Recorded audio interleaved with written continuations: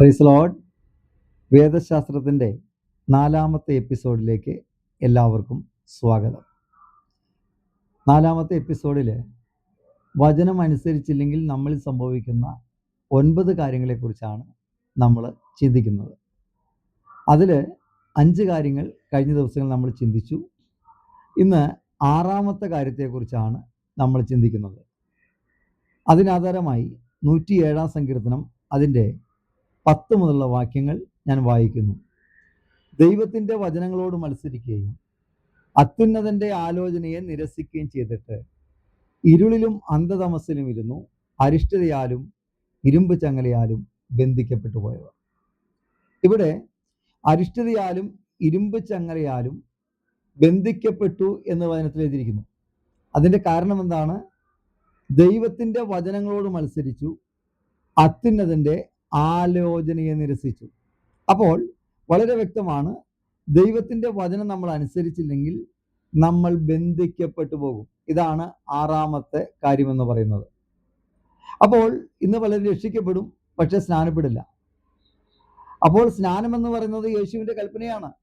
മത്തായി സുവിശേഷം 28-ാം അധ്യായം അതിൻ്റെ 19 മുതലുള്ള വാക്യങ്ങൾ, ആകയാൽ നിങ്ങൾ പുറപ്പെട്ട് പിതാവിൻ്റെയും പുത്രൻ്റെയും പരിശുദ്ധാത്മാവിൻ്റെ നാമത്തിൽ സ്നാനം കഴിപ്പിച്ചും ഞാൻ നിങ്ങളോട് കൽപ്പിച്ചതൊക്കെയും പ്രമാണിപ്പാൻ തക്കവണ്ണം സകല ജാതികളെയും ശിഷ്യരാക്കിക്കൊള്ളുവിൻ. ഇത് യേശുവിൻ്റെ അന്ത്യകൽപ്പനയാണ്. അതായത് യേശുക്രിസ്തു സ്വർഗാരോഹണം ചെയ്യുന്നതിന് മുമ്പായിട്ട് യേശുക്രിസ്തു പറഞ്ഞൊരു കാര്യമാണ്. സ്വർഗത്തിലും ഭൂമിയിലും എനിക്ക് സകല അധികാരവും നൽകപ്പെട്ടിരിക്കുന്നു, ആകയാൽ നിങ്ങൾ പുറപ്പെട്ടു പോയിട്ട് പിതാവിൻ്റെയും പുത്രൻ്റെയും പരിശുദ്ധാത്മാവിൻ്റെ നാമത്തിൽ സ്നാനം കഴിപ്പിക്കണം എന്നുള്ളത് യേശുവിൻ്റെ കൽപ്പനയാണ്, അന്ത്യകൽപ്പനയാണ്. അപ്പോൾ ഈ വചനങ്ങളോട് അത്യുന്നതൻ്റെ ആലോചനയെ നിരസിക്കുന്നത് കൊണ്ട് അരിഷ്ടതയാലും ഇരുമ്പ് ചങ്ങലയാലും ബന്ധിക്കപ്പെട്ടു പോയെന്ന് വചനത്തിൽ എഴുതിയിരിക്കുന്നു. അപ്പോൾ നമ്മൾ ഈ നാളുകളിൽ ദൈവത്തിൻ്റെ കൽപ്പനയെ നിസ്സാരമാക്കി കളയരുത്. ഇന്ന് ദൈവത്തിൻ്റെ കൽപ്പനയെ, ദൈവത്തിൻ്റെ വചനത്തെ പുറകോട്ട് ചവിട്ടി എറിയുന്നൊരു തലമുറയുടെ കാലത്തിലേക്ക് എത്തിക്കഴിഞ്ഞിരിക്കുന്നു. തലമുറ മാത്രമൊന്നുമല്ല, ഈ തലമുറകളൊക്കെ ഇത്രത്തോളം അധംപതിച്ചു പോകുവാൻ, ആത്മീയം വിട്ടു പോകാനുള്ള കാരണം നമ്മൾ ഓരോരുത്തരുമാണെന്ന് മറന്നു പോകരുത്. നമ്മുടെ ആത്മീയ ക്ഷീണം കൊണ്ടാണ്. യഥാർത്ഥമായി ദൈവിക വചന പഠനം കുറവുകൊണ്ടും അത് വചനം കിട്ടിയാലും അനുസരിക്കാൻ കഴിയാത്തത് കൊണ്ടും ഈ ജഡത്തിന്റെ സുഖങ്ങളനുസരിച്ച് ഈ ലോകത്തിലേക്ക് ഇഴുകിച്ചേർന്നുകൊണ്ട് യാത്ര ചെയ്തുകൊണ്ട് നമ്മുടെ തലമുറകൾ ഇന്ന് ദൈവസന്നിധിയിൽ നിൽക്കുന്നില്ല. അവർക്കൊരു മാതൃകകൾ ജീവിതം കാണുന്നില്ല. ഈ കഴിഞ്ഞ ദിവസങ്ങളിൽ നമ്മൾ കണ്ടതാണല്ലോ, യൂട്യൂബിൽ വീഡിയോ കിടക്കുന്നുണ്ട്. ഒരു സഭയിൽ നടക്കുന്ന കൂട്ടയടി, കസേര എടുത്ത് തല്ലുന്നു. കണ്ടോ, ജഡീകന്മാർ സഭയിൽ വർദ്ധിച്ചു കഴിഞ്ഞു. ദൈവസ്നേഹം നഷ്ടപ്പെട്ടു പോയി. അടിയും തല്ലും വഴക്കും വക്കാണമായിട്ട് മുന്നോട്ട് പോവുകയാണ്. കർത്താവിന്റെ 2ാമത്തെ വരവിനെ കുറിച്ച് യാതൊരു പ്രത്യാശയില്ലാത്ത ജനമായി മാറി, അവിശ്വാസമുള്ള ജനമായി മാറി, തീഷ്ണത നഷ്ടപ്പെട്ടവരായി. ലവോദിക്ക സഭയിലെ പോലെ ഞാൻ ധനവാനാണ്, എനിക്കൊന്നിനും കുറവില്ല, മുട്ടില്ല എന്നൊക്കെ പറഞ്ഞുകൊണ്ടിരിക്കുന്ന ഒരു വല്ലാത്തൊരു കാലഘട്ടത്തിലേക്കായി തീർന്നു. പക്ഷെ അവിടെ ആത്മീക ദാരിദ്ര്യമുണ്ട്. നഗ്നനാണ്, കുരുടനാണ് എന്നൊക്കെ കർത്താവ് പറയുകയാണ്. അപ്പോൾ യഥാർത്ഥത്തിൽ ഒരു നഗ്നനായ വ്യക്തി ഇപ്പൊ തൃശ്ശൂർ ടൗണിൽ വന്ന് നിൽക്കാന്നിരിക്കും, പക്ഷെ അവൻ വിളിച്ചു പറയാണ്, അവന് ഒരു ഡ്രസ്സ് പോലും ഇല്ല, പക്ഷെ ഞാൻ ധനവാനാണ്, ഞാൻ സമ്പന്നനാണ്, എനിക്ക് ഒന്നിനും കുറവില്ല എന്ന് പറയുമ്പം കാണുന്നവരൊക്കെ കാണും, അയ്യോ അവന് ഉടുതുണി പോലും ഇല്ല എന്ന് അങ്ങനെ മനസ്സിലാവും. ഇതാണ് യഥാർത്ഥമായ ലവോദിക്ക സഭയെന്ന് പറയുന്നത്. അപ്പൊ ആ ഒരു കാലഘട്ടത്തിൽ ഞങ്ങൾക്കൊന്നിനും കുറവില്ല. വലിയ വലിയ ആലയങ്ങൾ വെച്ചു തുടങ്ങി, അല്ലെ, വലിയ വലിയ സഭാ ഹോളുകൾ വെച്ചു തുടങ്ങി, അതിനൊന്നും കുറവില്ല. പക്ഷേ ആത്മീക ദാരിദ്ര്യത്തിലായി കഴിഞ്ഞു, നഗ്നനും കുരുടനും ഒക്കെ ആയിക്കഴിഞ്ഞു ഈ കാലഘട്ടത്തിലെ ദൈവസഭകൾ. ഇവിടെ നമ്മൾ വളരെ ശ്രദ്ധയോടുകൂടെ മുന്നോട്ട് പോകണം. ദൈവത്തിന്റെ വചനങ്ങളോട് മത്സരിച്ചാൽ, അത്യുന്നതന്റെ ആലോചന നിരസിക്കുകയും ചെയ്താൽ ഇരുളിലും അന്ധതമസ്സിലും ഇരുന്നു അരിഷ്ടതയാലും ഇരുമ്പ് ചങ്ങലയാലും ബന്ധിക്കപ്പെട്ടു പോയവർ. എൻ്റെ അടുത്ത വാക്യം 12-ാം വാക്യം പറയുന്നു, അവരുടെ ഹൃദയത്തെ അവൻ കഷ്ടത കൊണ്ട് താഴ്ത്തി, അവർ ഇടറി വീണു, സഹായിപ്പാൻ ആരുമുണ്ടായിരുന്നില്ല. ഒരുപാട് കാലം ഇങ്ങനെ വചനമനുസരിക്കാതെ മുന്നോട്ട് പോകാമെന്ന് വിചാരിക്കണ്ട. അവനവൻ ശരീരത്തിൽ ഇരിക്കുമ്പോൾ ചെയ്തത് നല്ലതായാലും തീയതായാലും അതിന് തക്കവണ്ണം പ്രാപിപ്പാൻ നാം എല്ലാവരും ക്രിസ്തുവിന്റെ ന്യായാസനത്തിന് മുമ്പാകെ വെളിപ്പെടും. കർത്താവിന്റെ സന്നിധിയിൽ കണക്ക് കൊടുക്കേണ്ട ഒരു ദിവസം വരും. പണ്ട് ഒരു സഭയിൽ രണ്ടുപേരും തമ്മിൽ വഴക്ക് കൂടിയപ്പം ഒരു വ്യക്തി പറഞ്ഞു, അവിടെ ചെല്ലുമ്പോൾ കർത്താവ് നിന്നോട് ചോദിക്കുന്നു പറഞ്ഞു. അപ്പം മറ്റാള് പറഞ്ഞേ, അവിടെ ചെന്നിട്ട് വേണ്ടേ കർത്താവ് ചോദിക്കാനെന്ന്. കാരണം ഇവിടെ അടിയും തല്ലും കൂടിയിട്ട് ഇരുന്ന് കഴിഞ്ഞാൽ സ്വർഗത്തിൽ പോയില്ല, പിന്നെ അവിടെ സ്വർഗത്തിൽ ചെന്നാലേ കർത്താവ് ചോദിക്കുള്ളൂ. ഞാൻ പറഞ്ഞു വരുന്നത്, ഇത് വല്ലാത്ത ഒരു കാലഘട്ടത്തിലേക്കായി മാറി. ബന്ധിക്കപ്പെട്ട അനേക ജനങ്ങൾ ജഡീകന്മാരായി ദൈവസഭയിൽ ഇരിക്കുന്നത് കൊണ്ട്, ദൈവസഭയുടെ ഭരണങ്ങൾ നടത്തുന്നത് കൊണ്ട്, നേതൃത്വത്തിൽ ഇരിക്കുന്നത് കൊണ്ട് വിശ്വാസികളെല്ലാം ജഡീകന്മാരായി മാറിക്കൊണ്ടിരിക്കുകയാണ്. പക്ഷെ അവരുടെ അവസ്ഥ പിന്നെ പറയാണ്, അവരുടെ ഹൃദയത്തെ അവൻ കഷ്ടത കൊണ്ട് താഴ്ത്തി, അവർ ഇടറി വീണു, സഹായിപ്പാൻ ആരും ഉണ്ടായിരുന്നില്ല. ഈ ഭൂമിയിലാണെങ്കിൽ പോലും ഒരുപാട് നാൾ അങ്ങനെ മുന്നോട്ട് പോകാൻ കഴിയത്തില്ല. ദൈവിക ശിക്ഷാവധി അവൻ വരും. ദൈവത്തിന്റെ ശിക്ഷണം അവർ അനുഭവിക്കേണ്ടി വരും. എന്നിട്ട് 13-ാം വാക്യം പറയുന്നു, അവർ തങ്ങളുടെ കഷ്ടതയിൽ യഹോവയോട് നിലവിളിച്ചു, അവൻ അവരുടെ ഞെരുക്കങ്ങളിൽ നിന്ന് അവരെ രക്ഷിച്ചു. ഈ ഒറ്റ വഴിയേ ഉള്ളൂ, അവർ തങ്ങളുടെ കഷ്ടതയിൽ യഹോവയോട് നിലവിളിക്കണം. അപ്പോൾ ചില കഷ്ടതകൾ നമ്മുടെ ജീവിതത്തിലേക്ക് വരുന്ന ദൈവത്തിലേക്ക് മടങ്ങി വരാനാണെന്ന് നമ്മൾ മനസ്സിലാക്കണം. ചില പ്രതികൂലങ്ങൾ, ഞെരുക്കങ്ങൾ, നിരാശകൾ ഒക്കെ കടന്നു വരുന്നത് എന്താണെന്ന് അറിയാമോ? ദൈവത്തിങ്കിലേക്ക് നമ്മൾ അടുക്കുവാൻ എവിടെയാണ് നമുക്ക് കുറവ് സംഭവിച്ചത്, എവിടെയാണ് നമുക്ക് പാളിച്ചകൾ സംഭവിച്ചത് എന്ന് മനസ്സിലാക്കിക്കൊണ്ട് മടങ്ങി വരുവാനുള്ളൊരു മുന്നറിയിപ്പാണ് ചില കഷ്ടതകൾ, ചില ഞെരുക്കങ്ങളെന്ന് നമ്മൾ മറന്നു പോകരുത്. എന്നിട്ട് പറയുന്നു, അവൻ അവരെ ഇരുട്ടിൽ നിന്നും അന്ധതമസിൽ നിന്നും പുറപ്പെടുവിച്ചു, അവരുടെ ബന്ധനങ്ങളെ അറുത്തു കളഞ്ഞു. ദൈവത്തിന്റെ പൈതലെ, ഒരു കാര്യം വ്യക്തമായിട്ട് നമ്മൾ മനസ്സിലാക്കണം. ഒരു മനുഷ്യൻ ബന്ധിച്ചാൽ ദൈവത്തിന് നമ്മളെ വിടുവിക്കാം. പിശാച് നമ്മളെ ബന്ധിച്ചാൽ ദൈവത്തിന് വിടുവിക്കാം. പക്ഷേ നിന്റെ ക്രമക്കേട് കൊണ്ട്, വചനമനുസരിക്കാത്തത് കൊണ്ട് ദൈവം നിന്നെ ബന്ധിച്ചാൽ ഉലകത്തിലെ ഒരു ശക്തിക്ക് നിന്നെ രക്ഷിപ്പാൻ കഴിയത്തില്ല. ഒറ്റ വഴിയേ ഉള്ളൂ, ദൈവത്തിങ്കിലേക്ക് മടങ്ങി വരിക.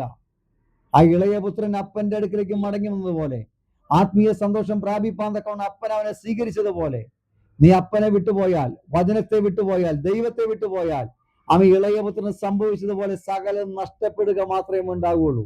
നിന്റെ ജീവിതത്തിൽ യാതൊരു വിജയം ഉണ്ടാകത്തില്ല.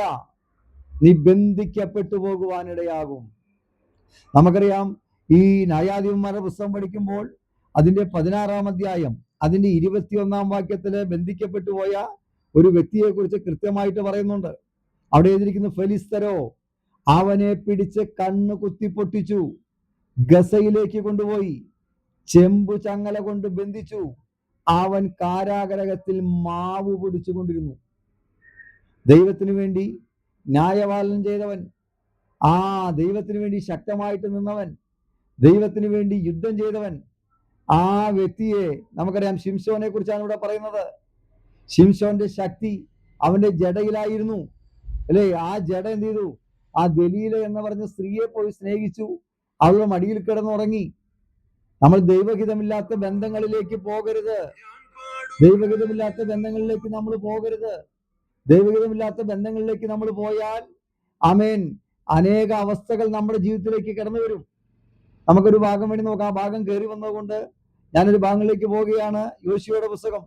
യോശുവയുടെ പുസ്തകം അതിന്റെ 23-ാം അധ്യായം അതിന്റെ 12-ാം വാക്യം.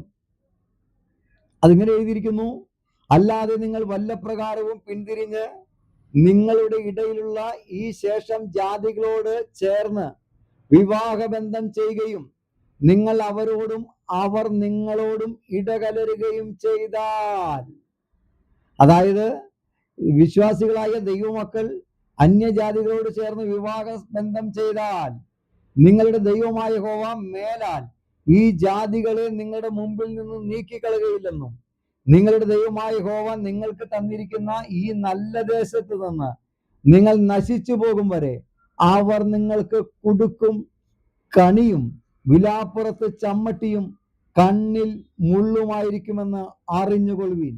ഇന്നത്തെ അനേക യൗവന തലമുറകൾ മാതാപിതാക്കളുടെ വാക്കനുസരിക്കാതെ, ദൈവത്തിന്റെ വചനമനുസരിക്കാതെ അന്യജാതിക്കാരോട് ചേർന്ന് വിവാഹം കഴിക്കുന്നുണ്ട്. അവരോട് ദൈവത്തിന്റെ വചനം പറയുന്നു, അവർ നിങ്ങൾക്ക് കുടുക്കും കണിയും വിലാപ്പുറത്ത് ചമ്മട്ടിയും കണ്ണിൽ മുള്ളുമായിരിക്കും. എന്താണ് കുടുക്ക്? നമ്മൾ മൃഗങ്ങൾക്ക് വേണ്ടി കെണി വെക്കാറുണ്ട്.